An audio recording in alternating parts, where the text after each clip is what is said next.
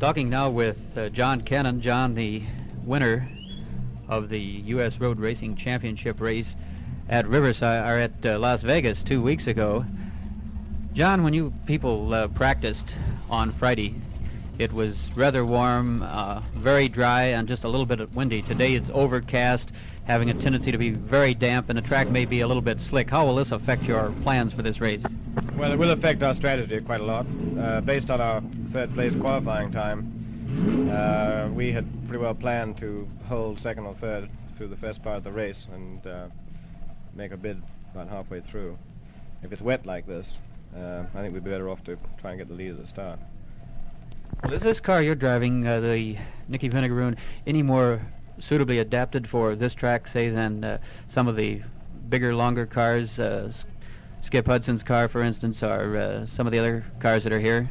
Not necessarily. It is a light car, and it's a small car. It may have a slight advantage over a Lola on the short, very slow corners. A Lola tends to understeer a bit there, but it probably makes up for that in greater horsepower down the short straights that there are. The car that we have is pretty much an all-round motor car, really. Well, you've driven here 3 times before, in 62, 64, and 65. What's your analysis of this course, and how has it changed since the last time you were here, if it has? Well, it has changed, all right. I like the course very much. They put a lot of new course markers on the inside of several corners, specifically 2 and 4 and turn 7. And this accounts for the rather slower times, I think. Personally, I don't approve of it. I don't like any artificiality on a course. I like it to be a natural road course, which this is. But it's a good motor race course.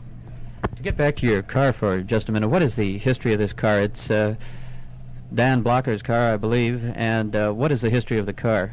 Well, it's Dan Blocker's car, hence the name Vinegaroon, which is sort of Dan Blocker trademark. It's originally was a Genie. It has been changed around quite a lot by us. It still is Genie, and Joe Huffaker deserves a lot of credit for the car. And I think probably our next car will be from the same designer.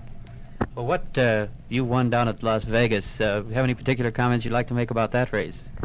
Things were right for us that day. We had a feeling actually all day that we were going to win.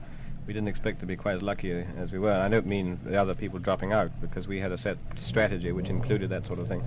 But another lap and we wouldn't have won the race. All right, thank you very much, John Cannon.